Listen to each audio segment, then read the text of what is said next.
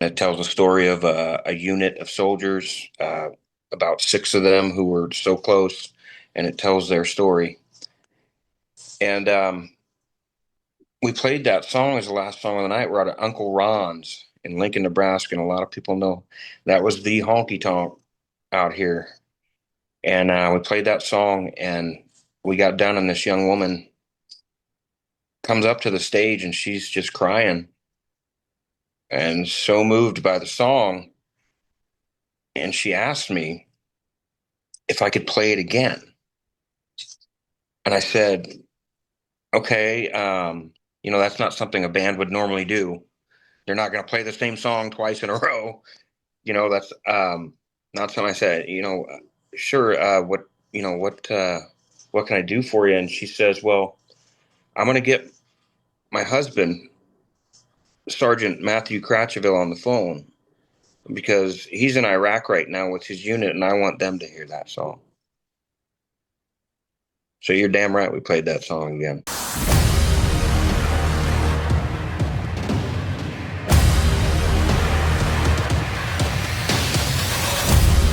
What's up, Hero Stock Nation?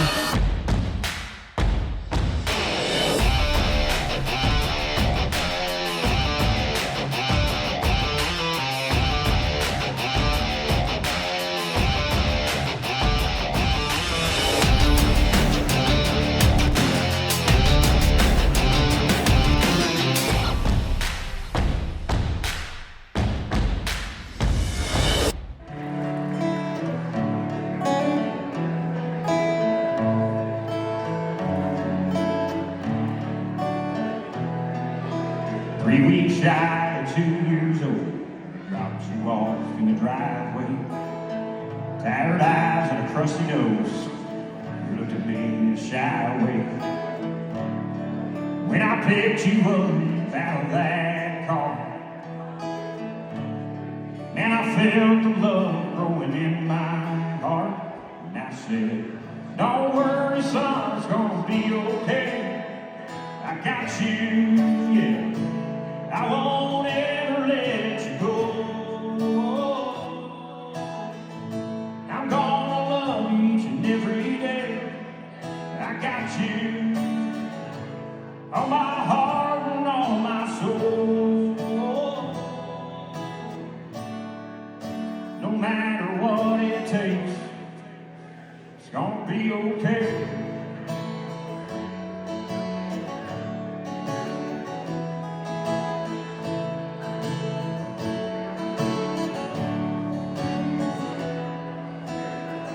2 years and 1 month later, sitting there in the courtroom.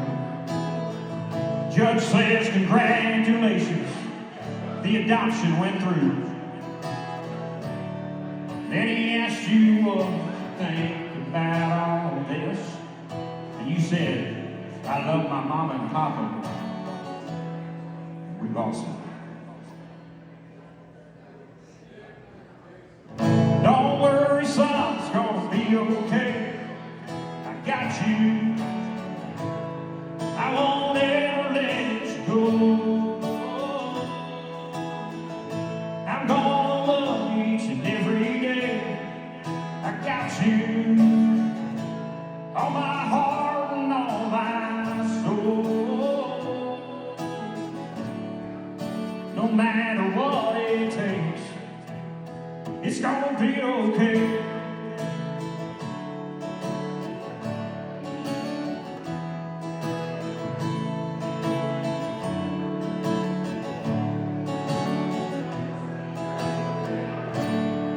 Now here we are, growing up so fast, and I'm proud to call you son. Here you call me dad. Don't worry, son, it's gonna be okay. I got you, yeah. I won't ever let you go.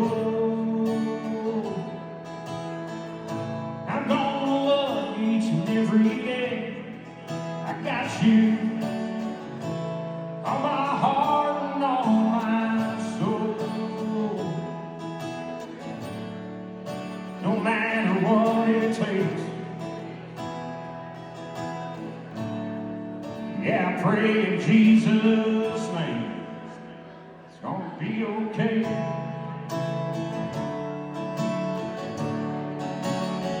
It's gonna be okay.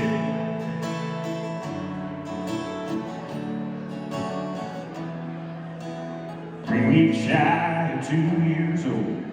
Dropped you off in the driveway. Welcome back to the Roundtable, where heroes talk. I'm your host, Tom Lamog. Matthew Jones has the night off. Tonight, we are joined by country songwriter Nathan Wade, having met up with our own Jason Steiner while performing of the Trails of Tales Songwriters Festival in Deadwood late in 2025. Nathan brings a sound that's raw, real, and deeply rooted in storytelling. Today, we're going to talk with him about his journey, the road back, to where music all began. Take him through the journey of music as well. We're going to hear a couple of the songs that he wants to share with us, along with some of the stories behind them. Nathan, hey, it's good to see you. It's good to meet you as well too. How are you this evening? I'm good, Tom. Like I said, I'm burning the candle at both ends right now, but it's good, man. I'm a little bit stressed, but a whole lot blessed. So I remember us talking earlier in the year, uh, hearing from Jason saying, "Hey, I would love for you to get Nathan on the program. I saw him over at the Trails of Tales Songwriters Festival out there in Deadwood, and yeah, his music. He just was giving that thumbs up. So after reaching out to you, I know that we were kind of going back and forth with trying to schedule a date and all. You have been a busy man, that's for sure. But it's good to see it. I think I kind of went through your introduction really quickly. Maybe you can tell us a little bit more with regards to your music and where you're based out of as well. I'm based out of Nebraska. We're about to play Iowa to go to the Elite Eight in basketball, which is absolutely incredible. Mm.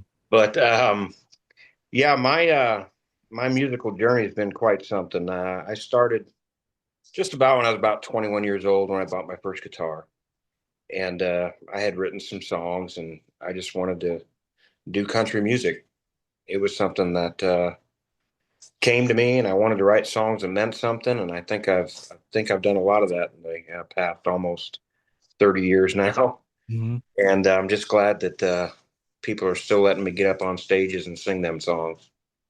It's Yeah, you were telling me 5 performances in I did yeah in 3 days. That Trails of Tales, very cool that they put that together. Mhm. Um, some folks out of Nebraska like DJ Bridwell and Dean Schaefer, and they got into Deadwood, and they got a bunch of Nebraska songwriters and South Dakota and all over, and got songwriters together to go out and do this thing and play in a few different places and play several times and rotate through these. And man, I wanted to be a part of that, and I was so blessed to be invited last year. And what came from that, out of that, just out of that session, I've only played South Dakota before that, probably only a few times, honestly, because I've spent most of my time in Nebraska, Kansas, Iowa, south of South Dakota. Mhm. But I got a call the day before Thanksgiving from the director of the Legends of Country Music out there in the Dakotas. And he told me that somebody had nominated me for their Hall of Fame, the Dakota Country Music Hall of Fame out there. And Honor. Wow. it was very surreal for me because I had really just gotten back into full time music. And so it was really surreal to me that they told me that somebody was so touched by my songs and my music that they had nominated me for induction to that Hall of Fame. And September 27th of this year, I will be inducted into the Dakota Country Music Hall of Fame. 30 years experience in doing this has finally caught up with you, it sounds like. Well, it's all catching up with me, man. I'm getting old. I'm gonna, I'm gonna be 50 here in a couple weeks. So Maturity. experience. It's all coming to the forefront now. Hey, I want to go back to the song that we opened with. It's gonna be okay. There was a story behind that, obviously, but maybe you can tell us about it. Yeah. Um, when I got back into doing this last year, it was had a lot to do with that 9-year-old boy I'm raising, my grandson.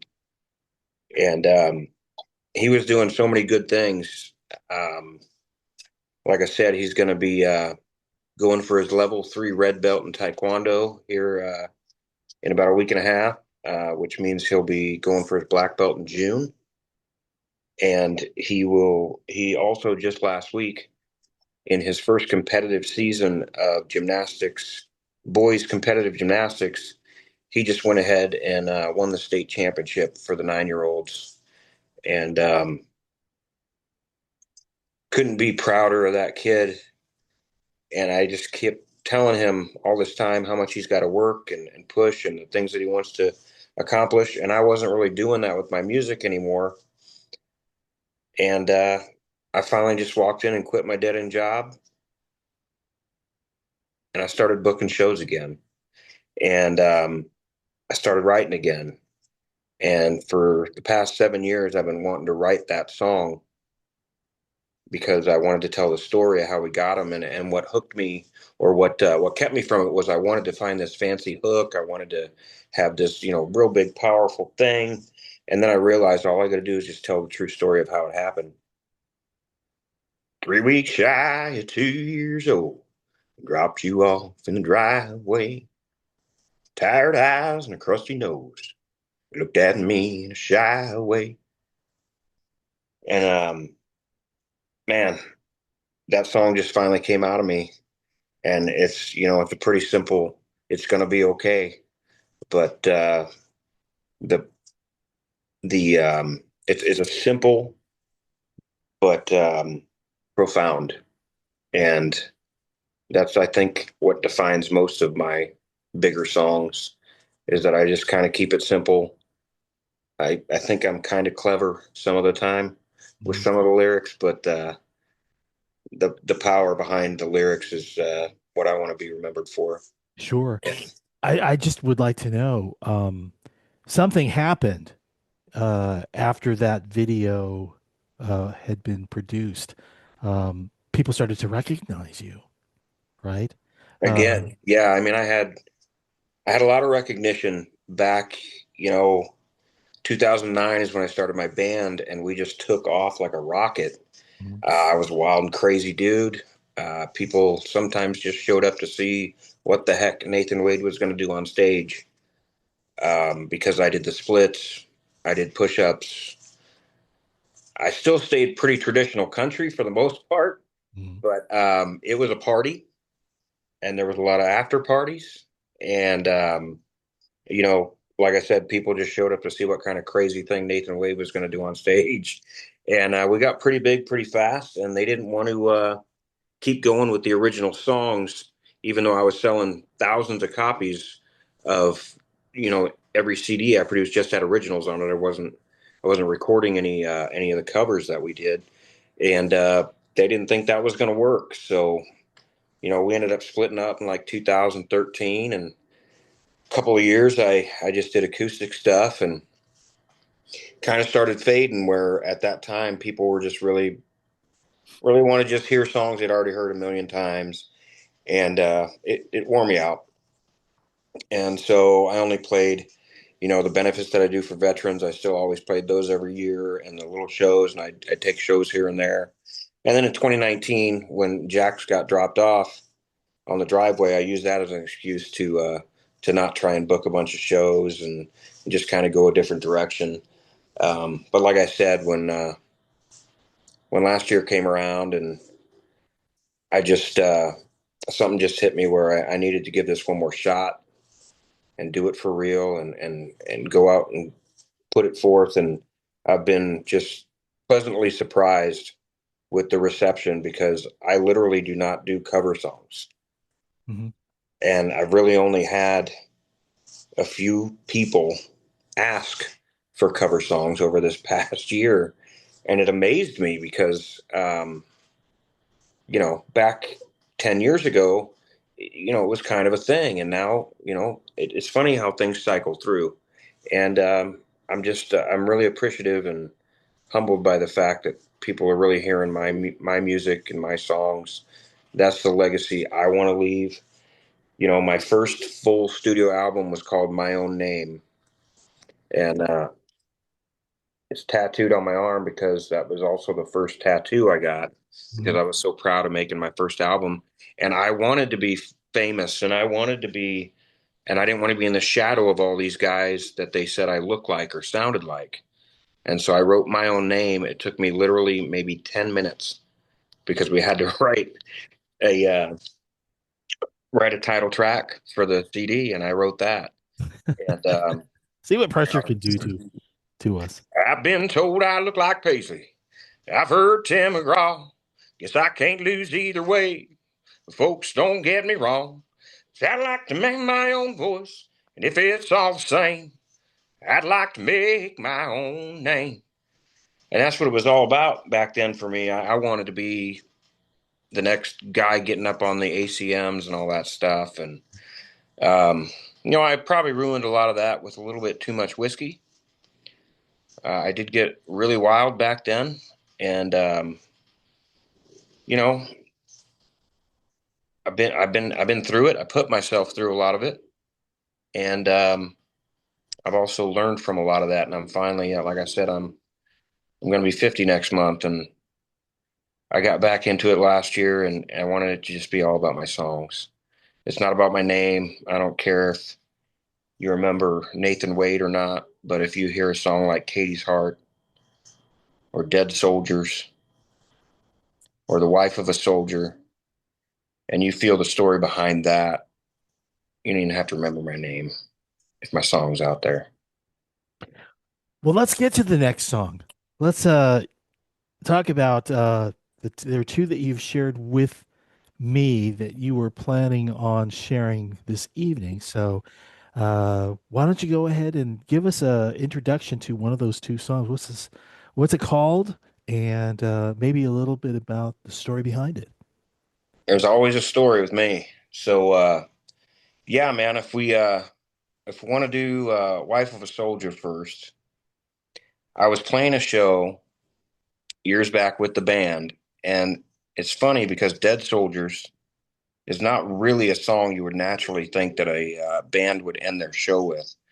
But the song was so huge for us and powerful, and we would literally do that as our last song of the set.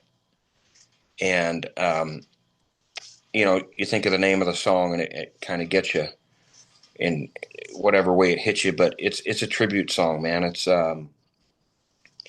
a song for all those folks who fought and died for this country, and to raise up a toast in honor of those. And it tells the story of a unit of soldiers, about six of them who were so close, and it tells their story. And we played that song as the last song of the night. We're at Uncle Ron's in Lincoln, Nebraska, and a lot of people know that was the honky tonk out here. And we played that song, and we got done, and this young woman comes up to the stage, and she's just crying and so moved by the song. And she asked me if I could play it again. And I said, okay, that's not something a band would normally do. They're not going to play the same song twice in a row. That's not something I said.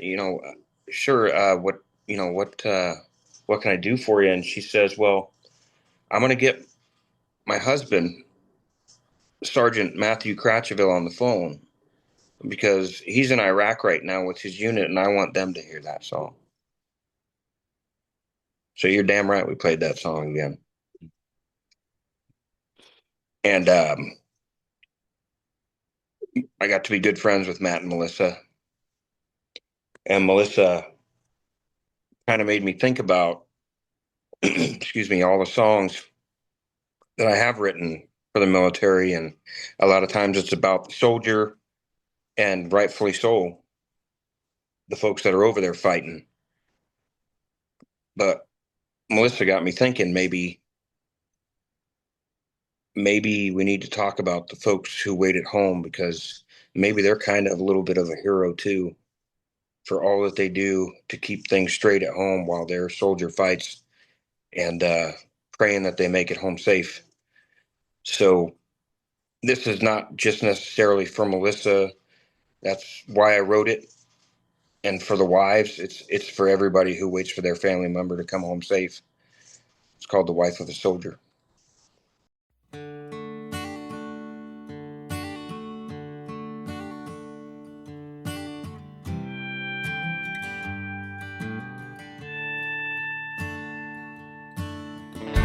She lies in bed alone, praying that the phone will ring, and on the other end is him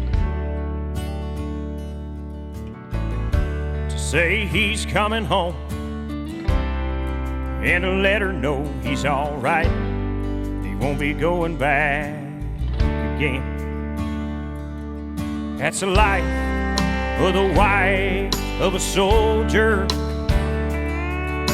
the heart of a lion, undying love. With pride and the weight of the world on her shoulders, she understands, she stands tough. Waits for the day he can hold her. That's the life of the wife of a soldier.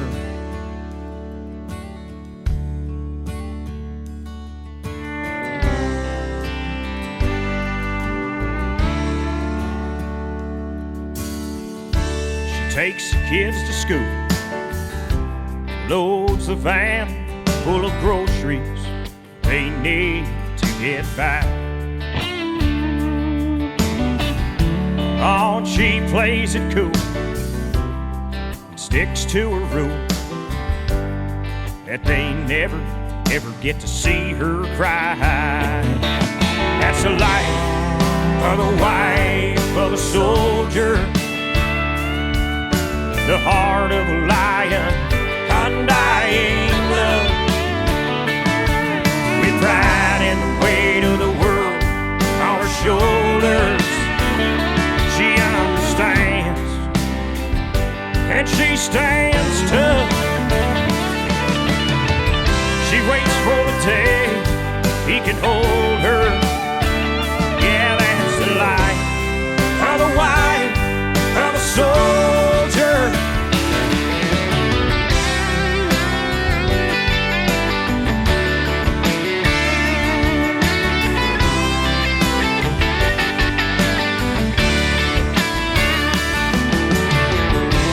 Second that car pulled in the driveway,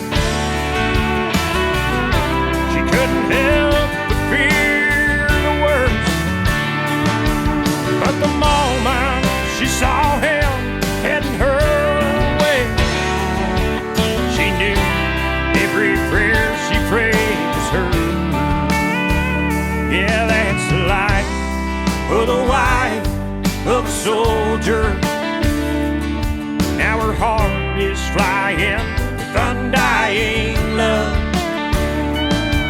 With pride and the weight of the world off her shoulders, he understands and he picks her up. Says he's longed for this day to hold her. Yeah, that's the life of the wife of a soldier.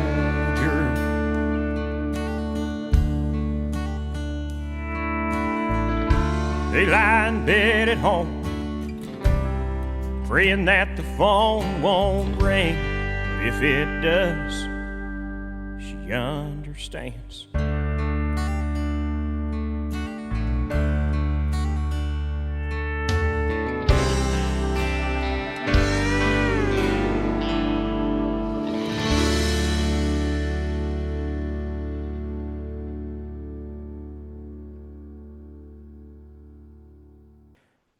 You seem to be comfortable singing a cappella. Would you like to just sing part of it now? Well, I mean, I got good acoustics in this little bedroom, I guess, so It's I'm coming not through all great, man. right. But yes, it just starts with she lies in bed alone, praying that the phone will ring, and on the other end is him to say he's coming home and let her know he's all right. He won't be going back again. So I started like that, and then when I end it, they're lying in bed at home. They're lying in bed at home, praying that the phone won't ring. But if it does, she understands. So it just comes full circle where, she's just, she's in it. She's in it with him, no matter what, right? So she knows he needs to go. They got kids. She's got to take care of them. It'll talk about how she'll never ever let him see her cry about it. The kids. She's going to be strong and tough and um, yeah. So it comes full circle where you know the second that car pulled in the driveway, she couldn't help but fear the worst. But the moment she saw him heading her way, she knew every prayer she prayed was heard. So he gets home and that's it, man. And Matt came home and we've done a lot of shows where they stood out in the crowd and cheered me on, and it's just songs like that, and even Katie's Heart, which we'll talk about, is pretty emotional, pretty magical. Those are the kind of songs where I just think that I just happened to be holding a pencil, and God sent me the words and gave me the moment to do that. Let's talk a little bit about songwriting. And when you come up with these ideas, are you transported to another place to draw the images, to flesh out the story? Um, and if so, what does that typically entail for you? Yeah, it's a lot of it. I've done it in a lot of different ways. So, you've got the songwriters that like have to have a melody or they have to have the song written before they make the melody. And some of that's true. I've done it in so many different ways. It's just however that moment hits me with that song. Like with the song for Melissa and the Wife of a Soldier. That song didn't come about for a while, but one day I just kind of sat down and thought about it and just started words just started coming out. I thought about what about if we talk about the wife of a soldier who has to wait for their soldier to come home? And then the words just kind of came out. And you get maybe half a verse or a verse done, and then you pick up the guitar and you kind of put a few chords together and say, well, this fit. And wow, that fit. Okay, let's do this. Um, so I can't, there's no specific formula for me.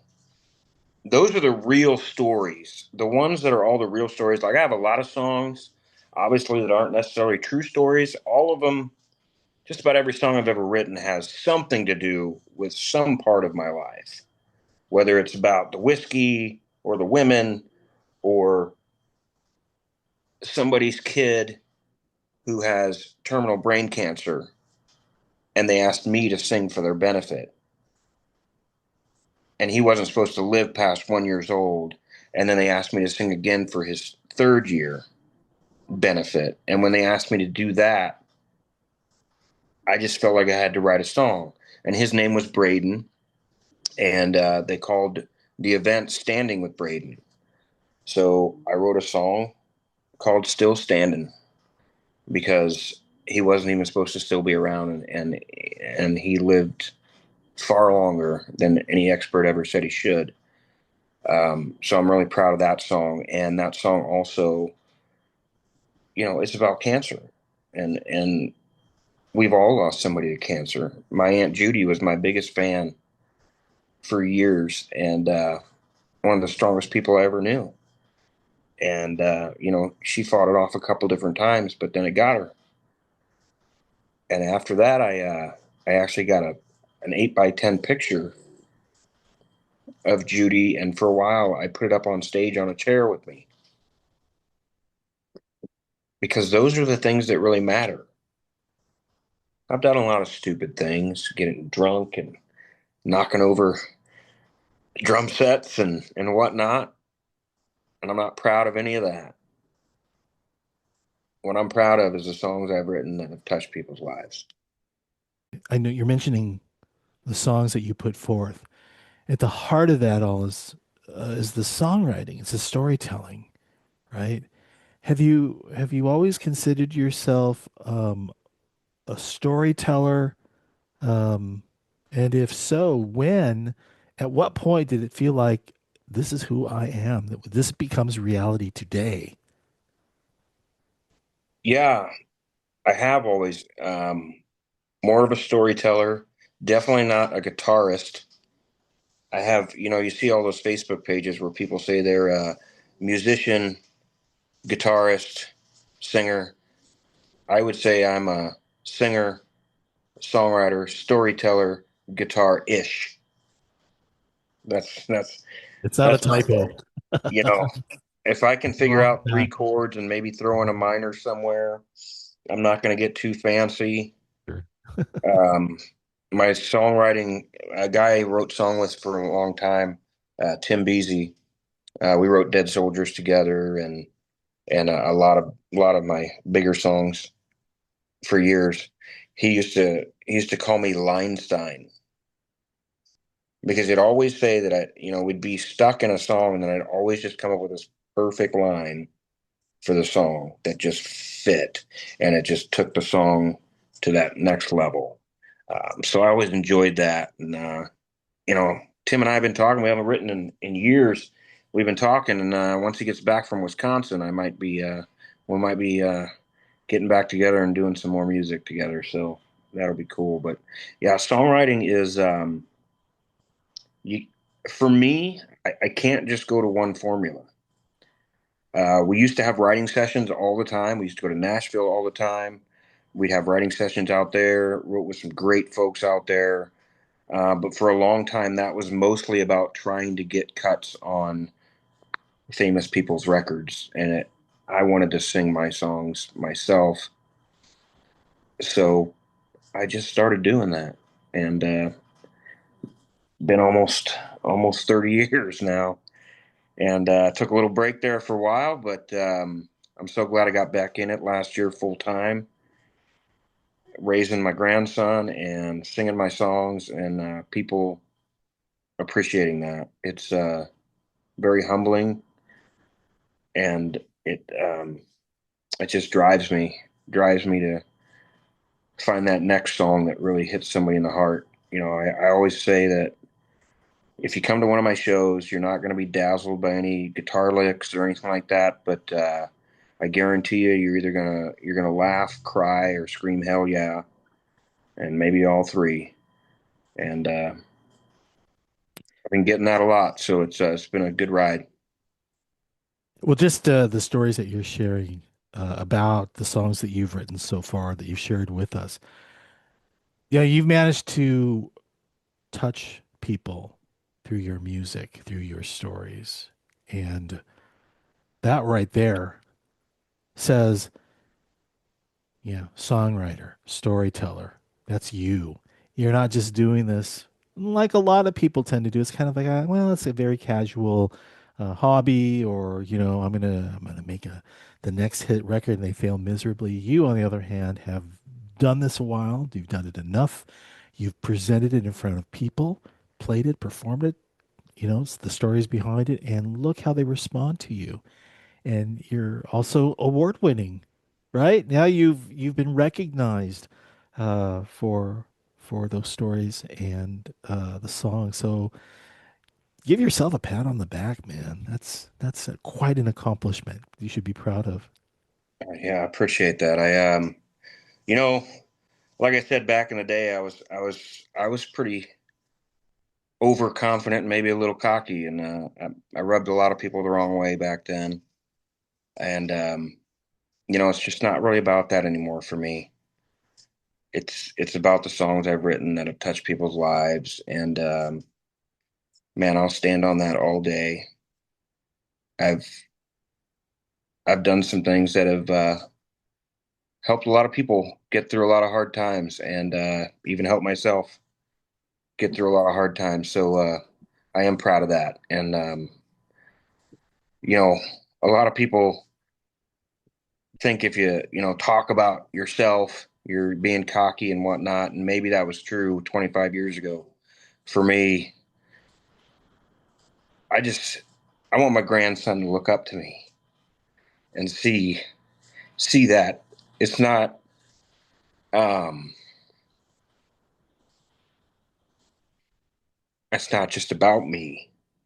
I can get up there and sing a song, but that song is meant to touch other people, to move people, to make people think about something in a story. And even in a crowded bar, you can have grown men crying like babies because it hits them like that. That matters. It's not just fluff. It's not, I got to sing about the most popular thing going on right now. It's, let's sing about real shit, man. That's it. And I like to have fun too, still. Not as much fun as I used to have, but yeah, I'll sing some off the cuff kind of funny stuff sometimes. But the songs with the meat, man, those are the ones. That's something that I would tend to believe, myself included, when you start out, get this wide open field of dreams. You're influenced by a lot of people to go a certain direction. Some of it's wild and reckless. Sometimes it's the straight and narrow, and it's like, how do you choose? And you can't really say I'm going to stick to one because there's just so many twists and turns in that road that you take. And well, the way I see it is, hey, enjoy the ride, and then you learn, and then that's where you are today.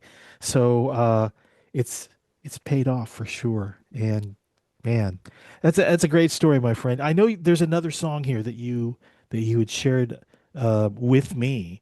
Maybe you can talk a little bit about this next one. Uh, what's it called? And anything you want to share about it, that just how did the story come together, and how did it get transferred into a song? Yeah, this is gonna be a long one, but this song I met a gal. I was supposed to play a house show at this gentleman's house, and I actually went to it was right around Halloween, so I went to a Halloween party before, and I was gonna go over there and play this concert for those folks.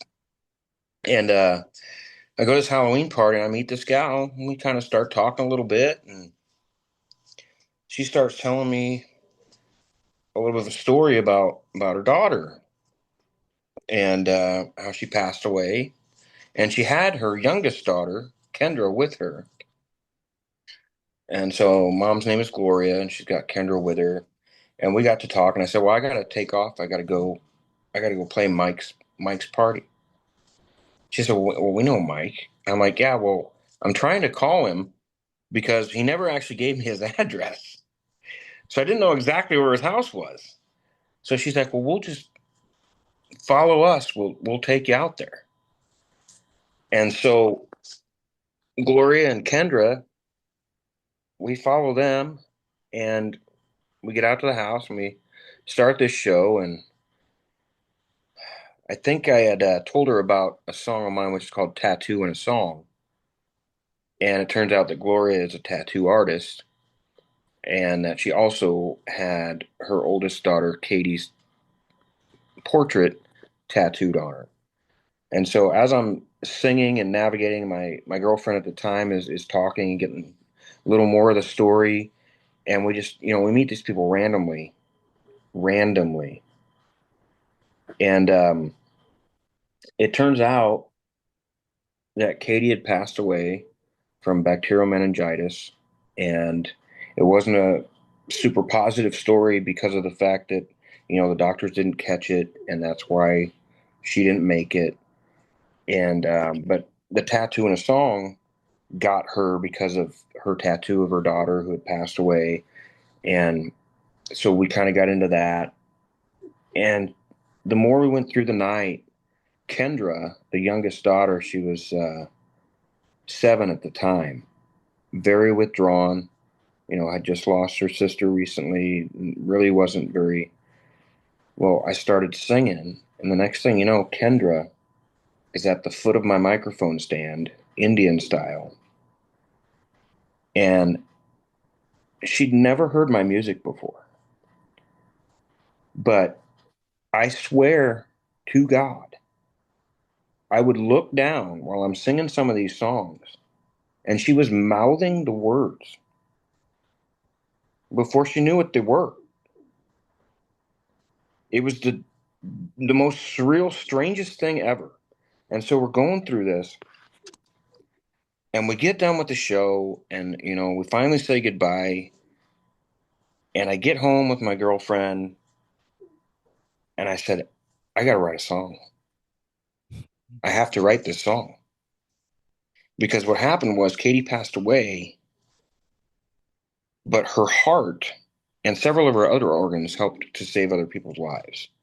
But her heart happened to go to a young boy in Corpus Christi, Texas. 2 weeks before I did this show, I was in Corpus Christi, Texas, doing a show. Okay. So I just go home and I said, I got to write this song. And I called Gloria because, we'd exchanged numbers and all those things. I called Gloria and I said, listen, I really feel like I just need to write a song and I want your blessing. And she said, we just need to make sure it's positive. I don't want the negative feel of what happened. I want to do the positive thing, and let's talk about that. And so I said, absolutely. I'll do everything I can to make this the right song. And so I woke up the next morning, I called in sick to work, and I wrote this song. And I called her up and I played it for her. And we both cried. And it was perfect. And I said, you know what? I can tell you right now that I was just holding the pencil and God and Katie were feeding me the words. And you can fast forward after we recorded this song, it actually got picked up in Northern Ireland. And Katie's favorite color was purple. And in Northern Ireland, they called me to tell me they were going to make this the song of the week on their station out there. And that morning, I opened my door in Fremont, Nebraska, and there was a purple balloon in my yard.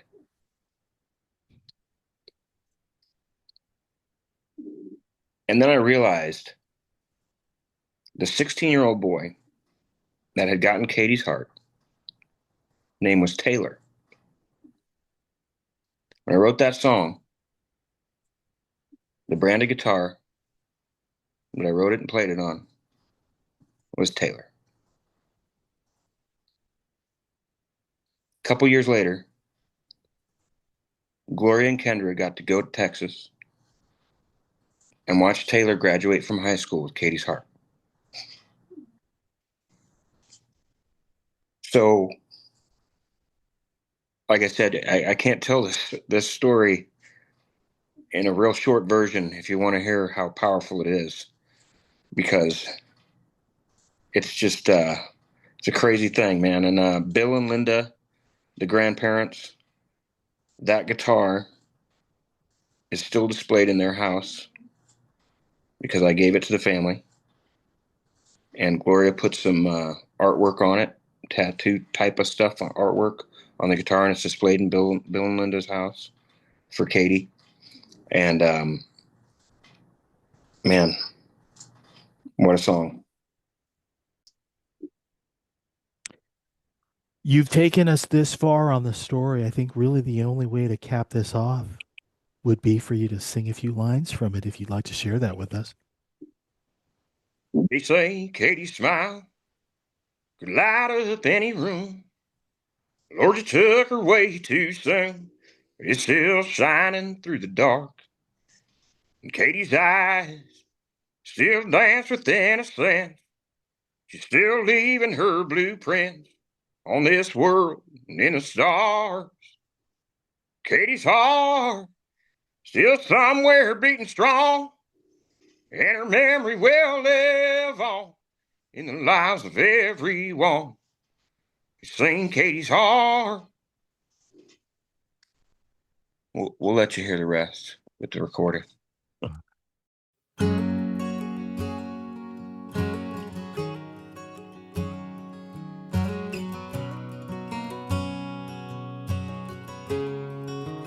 They say Katie's smile can light up any room. Lord, you took her way too soon, but it's still shining through the dark. And Katie's eyes still dance with innocence. She's still leaving her blueprints on this world and in the stars. Katie's heart still somewhere beating strong, and her memory will live on in the lives of everyone who's seen Katie's heart, all the joy that it could bring on the strength of angel wings. You don't have to look too far to find Katie's heart.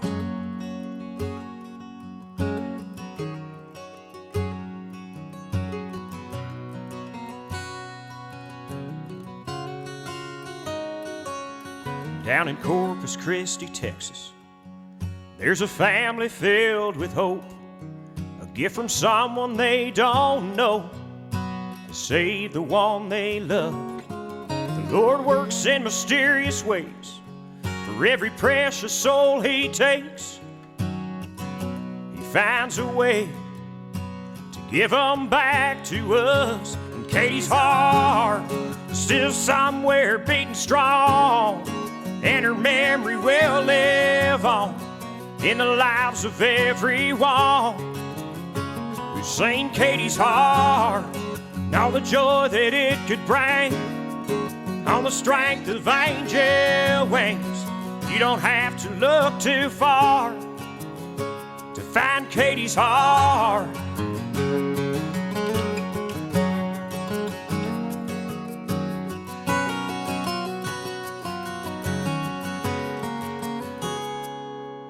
I met a little girl just the other night.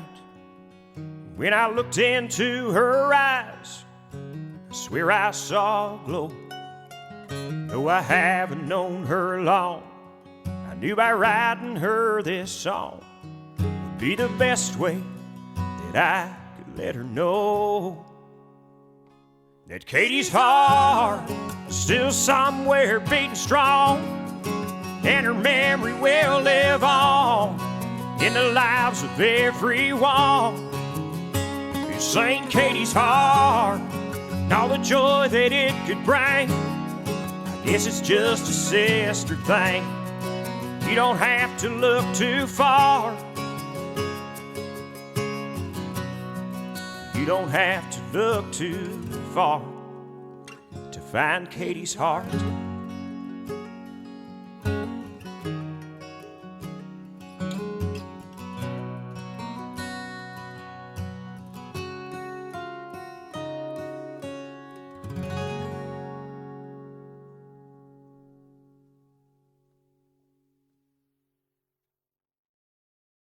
Which you shared with me.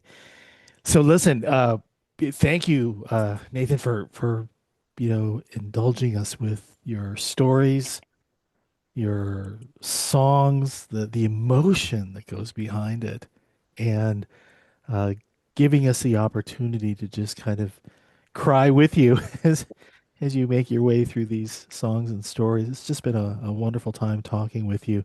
Really, where can we find your music? If you've got recordings that are out there, if you've got videos that are out there, I know you've got a Facebook page. Maybe you can share where our audience, our listeners, I should say, find you and your music. Yeah, we were talking earlier, but yeah, Nathan Wade Country is the best place you're going to find stuff. That's my YouTube channel. That's my Facebook music page. Is Nathan Wade Country. Like you said, you looked and found that one dude who's kind of a like grunge guy from Seattle. Yeah, that's not me. I'm a I thought that little was bit more of a redneck. honestly, I thought that was. I know you had a break in music. I thought, oh, he's completely changed. Yeah, I didn't do the Garth Brooks thing and go Chris Gaines Oh, or okay. Seattle grunge. I didn't do that. Just I'm still a okay. country boy I'll at stay away heart. from that then. I'm gonna stick with that. I'm gonna stick with that. But yeah, Nathan Wade Country is where you can find most of the stuff. That's my YouTube channel, Right. uh, and you can find stray videos and articles and all that stuff from over the past 25 plus years. I haven't recorded anything since 2015. I'm hoping to change that maybe this year and get a bunch of songs out there. But if you want to catch me live, if you're in the area, I'm all over Nebraska, South Dakota, Iowa, Kansas now. I'm getting out there again, and I'm loving it. And man, I'm just blessed. I want to thank you, Tom, for having me. Oh yeah, sure, man. I hope the weather's nice out there in California. We hit like 90 today again. So I heard it's yeah, been a real roller coaster for you guys out there. oh yeah, up and down, man. It's Nebraska. We can have all four seasons in one day. That's what I've heard That's as how well we roll. too. But yeah, I also want to thank Hero Stock, Jason Steiner. See that? He'll I know appreciate my lighting's going out here, but that. I Yeah, I'll tell you what. I saw it earlier and I thought, hey, your hat's nicer than mine. I'm gonna have to go do an upgrade or something this was a like good one. This was a good one. that. Are you going to be performing locally anytime soon? Yeah, absolutely. I'll be April 3rd. I'm actually doing another podcast out in Sigourney, Iowa. So I got to get up about 6 a.m. on Friday, drive out there. It's a little over 4 hours. I'm going to perform a live podcast at 11:30 a.m. in Sigourney. It's for the it's at Barnwired is what it's called. And then that evening, I'm going to move down to Manson, Iowa, and perform at Las Margaritas Mhm. out there in Manson. I got a bunch of buddies out there that I met years ago that kind of hooked me up with that gig.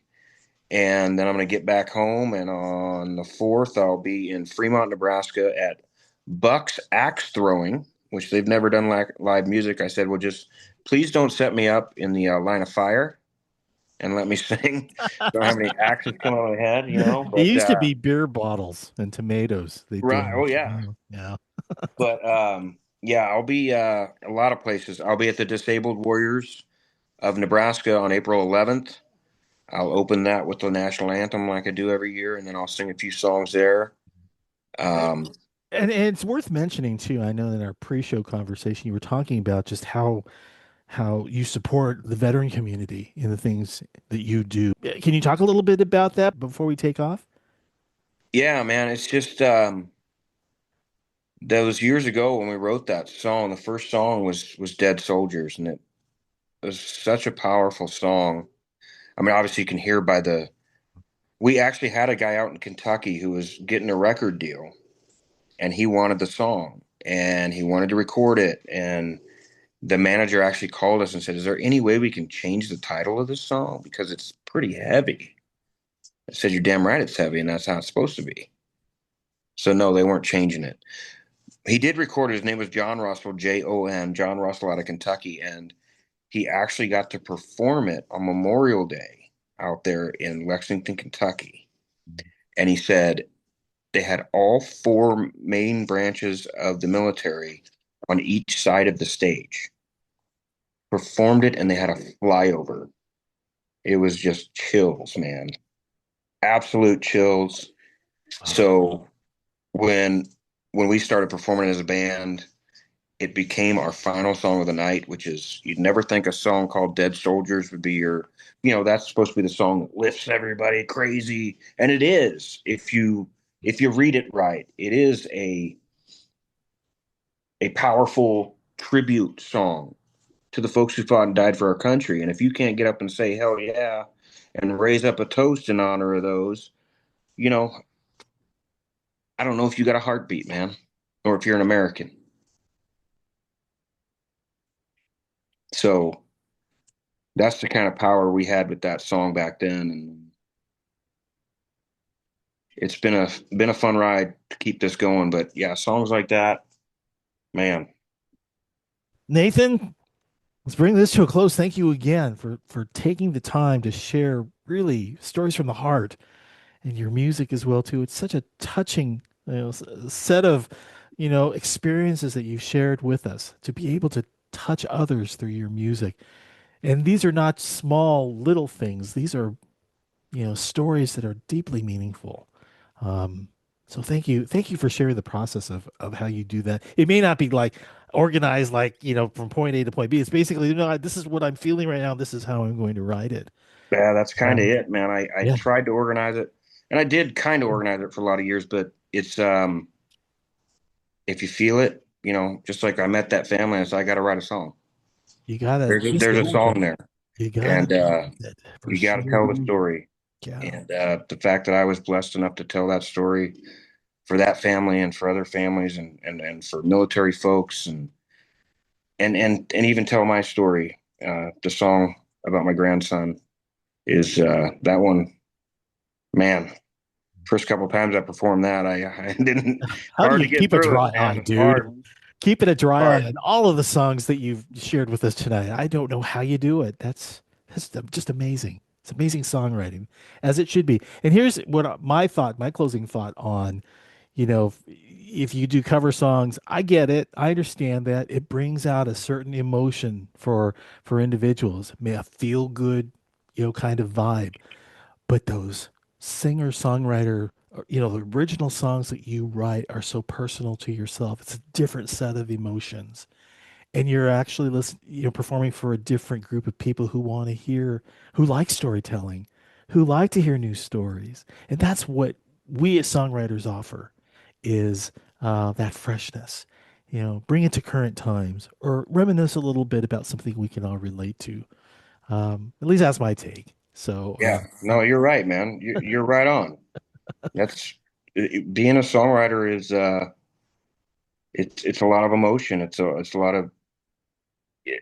of telling people stuff that maybe you shouldn't even be telling them about your life, stuff like that. But just be real, mhm. do your thing, put it out there, see where it goes, man. And authenticity has a lot to be said. It's like people are looking for authenticity in so many places. Why not do that with songwriting and storytelling, right? It's not a Yeah, I'm story. so glad that's coming back around, Yeah. especially with the AI stuff and all this other Oh my goodness. stuff going Yeah. on. Yeah. I'm like I said, I've been pleasantly surprised for the past year how many people have gravitated and appreciated my music. I just so thankful for the venues, all the venues that keep continuing to rebook me, the new ones, every one of them that will give me a chance to get on a stage. All I need is a bar stool, a microphone, and my songs, and let the cards fall where they may, man. Somebody's gonna laugh, somebody's gonna cry, somebody's gonna scream hell yeah. All right. Nathan Wade is joining us at the round table where heroes talk. Where heroes talk. And we are a Hero Stock Nation podcast. To all of you who are listening, thanks for being a part of this conversation and supporting voices like Nathan's who remind us how powerful music is and how storytelling can be as well. Next week, we'll be sitting down with John Rickard of Combat Warriors Nebraska, an organization helping veterans reconnect and heal through outdoor experiences like hunting trips, fishing excursions, a lot of great stuff, time spent together in the outdoors, building that sense of camaraderie. You're not going to want to miss that. Until then, I'm Tom Lamont. Keep the music playing, keep the conversation going, and as always, keep honoring our heroes. Good night.